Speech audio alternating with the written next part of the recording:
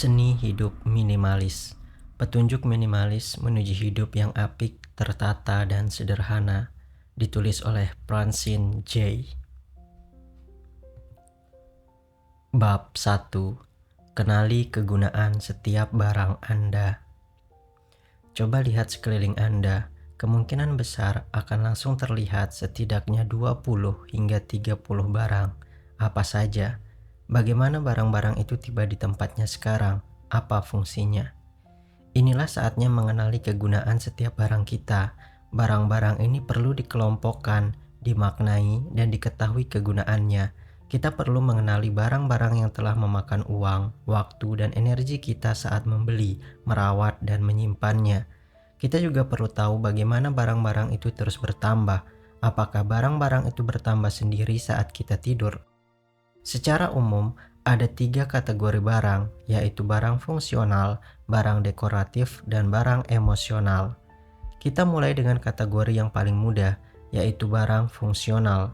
Barang-barang dalam kategori ini bersifat praktis, punya kegunaan, dan membantu kita menyelesaikan tugas-tugas di rumah. Ada yang penting untuk kelangsungan hidup, ada pula yang berfungsi memudahkan hidup. Kita cenderung berpikir bahwa semua barang bersifat fungsional.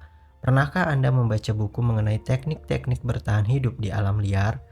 Isi buku itu sebenarnya menunjukkan kepada kita betapa sedikit barang yang kita butuhkan untuk hidup. Tempat berteduh sederhana, pakaian untuk menjaga tubuh tetap hangat, air, makanan, beberapa wadah penyimpanan, dan perlengkapan masak.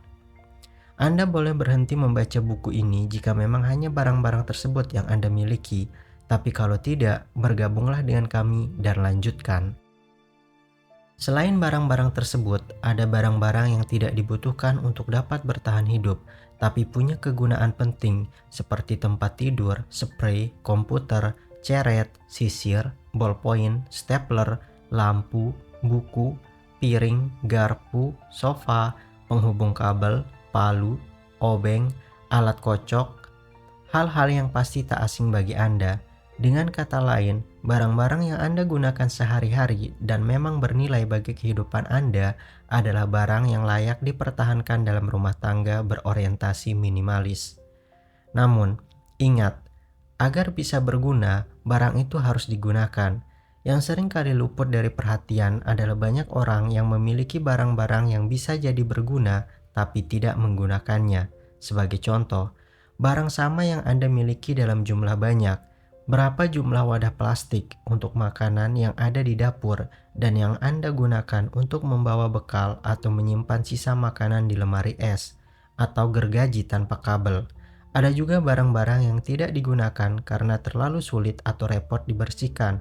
Pencacah makanan, fondue, atau pelembab ruangan adalah beberapa contoh umum yang kita temukan. Lalu ada pula barang untuk situasi tertentu dan mungkin dibutuhkan tanpa disadari sudah menumpuk di belakang laci, menanti untuk dipakai. Barang-barang inilah yang seharusnya segera disingkirkan. Di antara barang-barang fungsional, ada juga barang-barang yang sebenarnya tidak memiliki fungsi, tapi memuaskan kebutuhan kita dalam bentuk lain. Secara sederhana, barang-barang ini kita beli karena enak dipandang. Sepanjang sejarah, manusia mendorong dirinya untuk memperindah suasana sekitarnya, dari gambar-gambar gua di zaman purba Paleolitikum hingga lukisan yang dipajang di atas sofa. Apresiasi estetis adalah bagian penting dari identitas kita dan tidak seharusnya dihentikan. Pantulan cahaya pada vas cantik atau lekuk indah sebuah kursi berdesain modern dapat membuat jiwa kita merasakan kepuasan dan kebahagiaan yang mendalam. Oleh karena itu, barang-barang ini bisa dan berhak menjadi bagian dari hidup kita. Satu hal yang perlu digarisbawahi adalah hal itu harus dihargai dan dihormati dengan cara diletakkan di tempat-tempat yang mudah terlihat di area rumah kita. Apabila koleksi gelas dan vas kristal Anda dibiarkan berdebu di rak atau bahkan hanya disimpan di gudang, maknanya tak lebih dari barang biasa yang hanya menambah keruwetan. Selain itu, saat membuat semacam inventory barang di rumah, jangan memutuskan mempertahankan suatu barang hanya karena terlihat nyeni. Barang yang dibeli di bazar kerajinan tangan hanya karena menarik sesaat tidak akan selamanya menghiasi ruang tamu Anda. Di sisi lain, jika barang itu bisa selalu membuat Anda tersenyum, atau jika keindahan visualnya senantiasa membawa rasa apresiasi mendalam terhadap kehidupan, barang itu layak tetap berada di rumah Anda. Jika semua barang di rumah Anda masuk kategori barang fungsional dan dekoratif, menjadi minimalis tidak akan begitu sulit. Namun Anda akan menemukan banyak barang yang berada di luar dua kategori ini, dari mana datangnya dan mengapa masih ada. Umumnya barang-barang ini memiliki nilai nostalgia atau kedekatan emosional. Misalnya keramik warisan nenek, koleksi uang koin milik ayah, atau mungkin sarung yang Anda beli saat berbulan madu. Barang-barang ini mengingatkan kita akan orang, tempat, dan peristiwa yang penting bagi kita. Biasanya barang-barang tersebut merupakan hadiah, peninggalan keluarga, atau kenangan. Terapkan prinsip yang sama. Jika barang itu membuat Anda bahagia, letakkanlah di tempat yang terlihat jelas dan nikmati keberadaannya.